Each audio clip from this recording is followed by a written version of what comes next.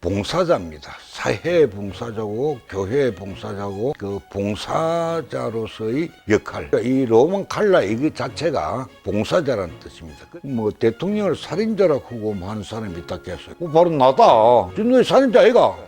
문산 보안관, 문산 그 해결사 불렀던 거죠.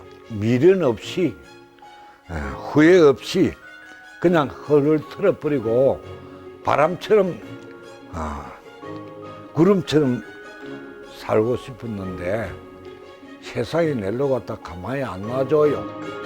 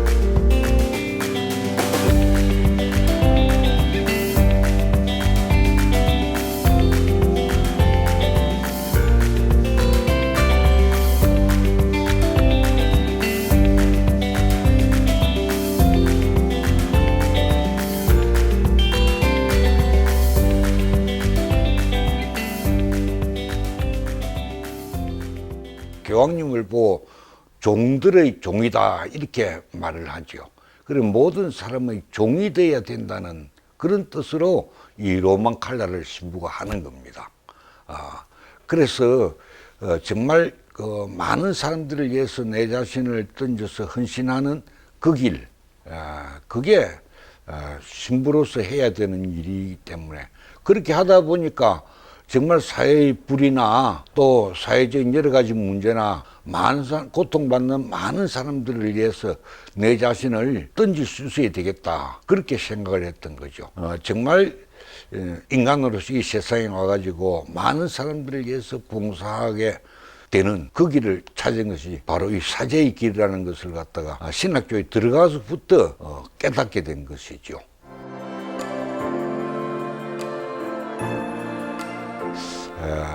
우리가 정의구현 그 사제단 1세대입니다. 이 교회 역사적인 그 사실하고 상당히 밀접되어 있습니다. 한국 교회가 100년 동안 그야말로 참절처절한 박해를 받았죠. 서양 선교사들이 당시에 볼 때 이제 일본 제국이 밀고 들어오고 조선을 지배하게 된다는 것을 본 겁니다. 그리고 일제 30년 동안 천주교회는 거의 친일 운동을 했던 거죠. 그런데 예상외로 느닷없이 해방이 됐단 말입니다. 자, 거기에 천주교회도 사회운동에 함께 뛰어들라 하니까 면목이 없는 겁니다. 1950년대 중반에부터는 신부들을 기를 때 철저하게 정말 이 국가와 민족을 위해서 교회가 기여하지 않고 사회에 무관심한다면 이거는 교회가 아니다 하는 것을 깨닫게 되고 그때부터 신부들을 갖다 기르기 시작을 했습니다. 1960년대 중반에 와가지고 정의구현 1세대인 함생훈 신부님이라든지 장덕필 신부님이라든지 김승훈 신부님이라든지 우리 지역에는 이제 여영석 신부님, 송기인 신부님, 전주에 문 신부님 이런 분들이었죠. 그 정의구현 사제단에서 그 막내로서 활동을 하게 된 겁니다. 그 오은춘 사건은 그해 굉장히 큰 이슈였습니다. 그 안동에서 활동하던 가톨릭 농민의 활동을 하던 오은춘 씨가 안동 지회장으로 있으면서 당시에 감자 씨를 줬는데 이게 아마 불량품이었던 모양이죠. 그것을 갖다가 항의를 하니까 당시에 중앙정보부 그 요원들이 오은춘 씨를 납치 비슷하게 이래가지고 울릉도로 데려갔어요. 이걸 갖다 이제 안동교구 사제단에서는 이제 이거를 문제 삼아가지고 완전히 이거는 빨갱이다. 그러면서 이제 도지사람 선교회나 지호제 이야기를 하면서 그 불량한 그 동네 그 단체의 그 선동이다. 이렇게 이제 말을 했던 것이죠. 정부의 행사들이 와가지고 자꾸 안보 보고되는데 가자고 그래요.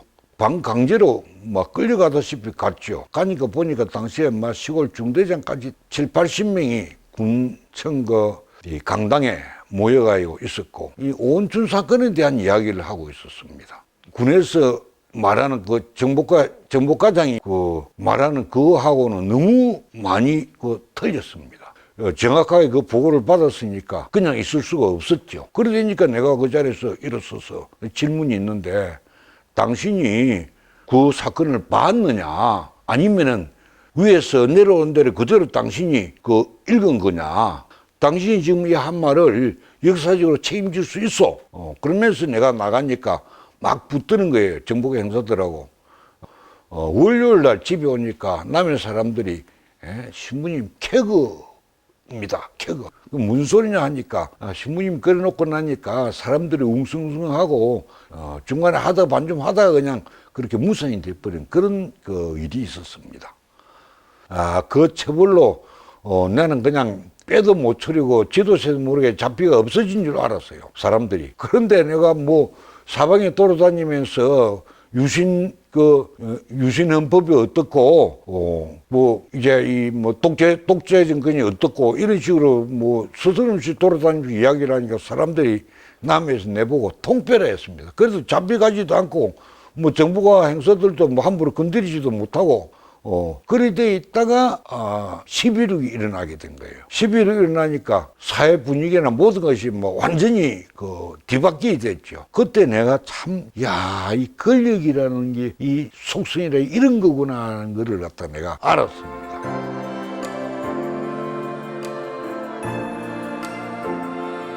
문망제에 대한 회의나 유인물 제작이나 이런 거를 상남성당 사제관에서 김용배 신부님 방에서 사진 회의를 하고 작전을 짰던 겁니다. 그러더니 김용배 신부님은 자기가 학생들을 그 소요일하면 학생들이 다칠 거니까 자기가 전면에 나서면 그 전모가 드러나게 되기 때문에 자기는 전면에 못 나서고 이제 지호세 지도 신부를 했던 넬로 갔다가 나가서 너 지호세 회원들 또 혹시 다칠지 모르니까 가서 찾아보고, 그 다음 우리 대학생연합회 학생들도 찾아봐라. 마산 3.15 이것탑 앞에서 저녁 6시에 집회를 하기로 계획이 되어 있었습니다. 애국가 3절째 들어가니까 전경들이 몰려와가지고 손을 뒤집혀가지고 자은경찰서 정보과에 사무실로 한 20, 30명이 잡혔습니다. 연예인이 돼가지고 거기 가서 그날 저녁을 지내게 된 거죠.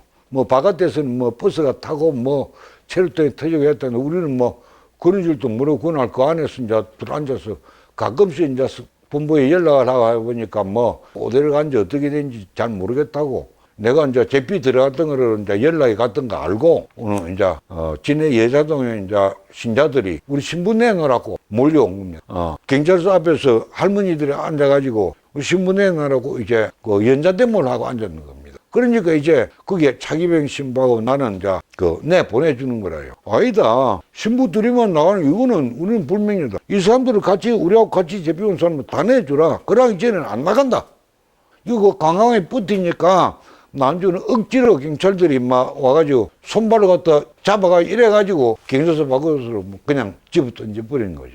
그래가지고 새로 들어가려고 하니까 뭐 전경들이 막아요 못 들어가게 하고 그래가지고 이제 그날은 집으로 돌아온 겁니다. 내가 꼭 부탁하고 싶은 일이 있다. 오늘날 왜 이때까지 이 독재 정권이 오래 있었느냐 하면은 친일파들이 독재 정권에 붙어 먹었고 유신 정권에 붙어 먹었고 전두환 노태우 정권에 붙어 먹어서 이때까지 그런 식으로 됐다. 그것은 반민특위를 실패했기 때문에 그렇다. 지금 빨리 반민주특위를 열어달라. 그리고 그래서 이때까지 일제잔재에 붙어 먹었던 그리고 독재정권, 군사독재에 붙어 먹었던 그 자들을 갖다가 색출해내고 그 다음에 민주화에 방해를 했던 그러한 무리들 전부 색출해서 처벌해야 되는 반민주 특위를 만나야 된다. 이런 식의 논리로 이야기를 했어요. 사방에서 사제간에 전화 걸려오기 시작한 겁니다. 박수를 치는 사람이 있는가 하면은 한편으로는 욕짓거리 이 협박하면서 밤길 조심해라. 이게 한 3일 동안 성당에 전화가 마비가 물통이 되도록 돼버렸습니다. 지금 생각해도 그때 반민주 특위를 했으면은 정말 오늘 같은 이런 이명박 박근혜 등 독재 그거에 나오지 않았을 거라고 지금도 생각합니다. 그리고 언젠가는 그 반민주 특위를 해서 민주화에 방해를 했던 그런 세력들 정말 부끄럽게 해줘야만이 다시는 독재 정권에 빌붙고 간변에 빌붙어 가지고 그 이득을 취하고하는 그런 무리들이 없을 거라고 생각을 합니다. IMF를 맞고 나니까 국영지업체들을 몇 개를 팔기로 됐는데 그 중에 하나가 한국중공업이었습니다. 두산그룹이 한국중공업을 흡수를 해가지고 노사 간에 마찰이 있었던 겁니다. 그러다니까 이것을 갖다 해결하기 위해서는 시민중재단을 갖다가 꾸몄습니다. 이제 노조 쪽에서 볼 때는 내가 자기들 쭉 지도를 해갖고 잘 알고 회사 쪽에서도 간부들이 가만히 쳐다보니까 내가 누군지 지도심을 난 4, 5년 했으니까 나를 잘 알고 있으니까 양쪽 다 이제 내가 제일 적임자라고 양쪽 다 봤던 거죠. 그래서 노조에서 요구하는 그런 식으로 다 하고 그래서 노조는 그러면 좋다. 그까지 철수까지 해서 양보까지 다 줄게. 이래가지고 이제 협상이 성공이 된 겁니다. 두산중공업 쪽에서는 하나도 안 지켜본 겁니다. 이제 회사에서는 이렇게 손해 갔으니까 손해배상을 물리게 되는 거죠. 노조를 계속 괴롭히니까 거기서 이제 반발하고 놓은 사람이 이제 배달의 열사인 겁니다. 정말 자기 자신이 분신을 해버린 거죠.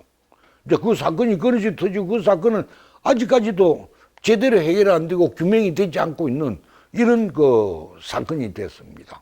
그런 면에서는 참 어떤 면은 괘씸하기도 하지만은 두산이 정말 그런 중요 기술만 빼먹고 끔 때문에 나가고 달아나버릴 줄 알았는데 오늘 두산중공업으로 키웠다는 그거 자체에 대해서는 또 고맙기도 한 겁니다. 그러나 나와의 노조와의 협상해가지고 지켜줘야 했다는 그거는 하나도 지키지 않고 그랬다는 그에 대해서는 상당히 괘씸하게 생각을 하고 있는 겁니다. 배달의 열사만 희생이 돼버리고 그것이 아직까지도 해결되지 않고 규명되지도 않는 이런 상태인 데서는 좀 유감입니다.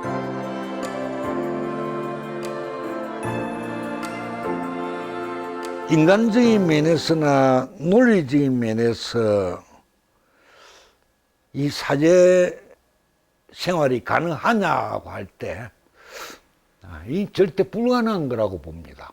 69년에 졸업을 하면서 86명이 들어갔는데 36명이 졸업을 했고 신학대학에는 23명이 가가지고 11년 후에 신부가 돼 놓은 사람들은 7명이었습니다.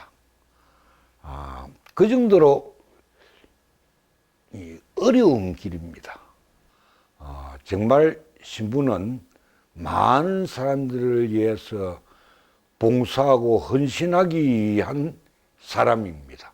그래서 봉사자라는 것이고 그 때문에 로만 칼라를 하는 겁니다. 정말 이 세상에 억울하고 소외되고 불쌍한 사람들을 찾아 나서는 것, 그들의 편이 돼주고 그들과 함께 하는 것, 그것이 신부로서의 소명이기 때문에 그렇게 살아가는 것이고 앞으로 내가 죽을 때까지도 그 생각에는 변함이 없는 것입니다. 지금 후배들한테 말하고 싶은 게 있습니다. 안중근 이사가 계리, 사의, 계리, 원명, 이익을 보거든 옳음, 의를 생각하고 그다음 견위, 원명, 위험을 보거든 목숨을 주라. 그게 사실 예언자의 길이 바로 그겁니다. 아무리 작은 것에 못하더라도 옳음을 먼저 생각할 줄 알아야 되고, 위험이 있을 때 언제든지 내 몸을 던질 수 있는 사람. 그게 바로 사제의 길입니다. 더 큰 차원의 사랑 실천에 더욱 굳세어지는 것.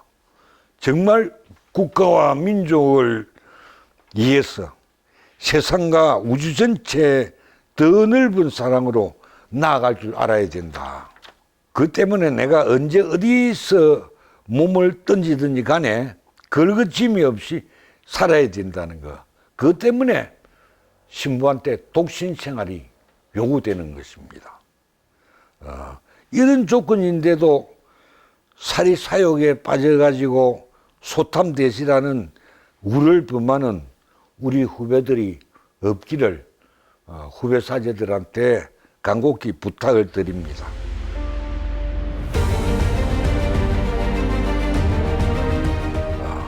마지막으로 나는 문익환 목사님 굉장히 존경합니다. 제가 1992년에 봉곡성당에서 내외분을 하룻밤 모신 적이 있는데, 그날 저녁에 나는 정말 그 문익환 목사님으로부터 좋은 말씀들을 많이 듣고 정말 감동을 했습니다. 운동권에 나서는 목사님들 정말 존경합니다. 이때까지 민주화 투쟁을 위해서 이렇게 살아왔는데, 민주화라는 것은 완성되는 것이 아닙니다. 이 세상이 끝날까지 우리 인간이 바라는 그 최고의 사회를 향해서 끊임없이 나아가는 과정인 것입니다. 그래서 민주화라는 것은 쟁취하는 데 의미가 있다고 김명기 신부가 말했듯이, 민주화는 앞으로 어떠한 세력과도 싸워 이겨서 진정으로 모든 이가 바라는 그러한 사회를 이루어 나가는 하나의 인간 삶의 과정에 불과한 것이라고 그렇게 정의하면 되겠습니다.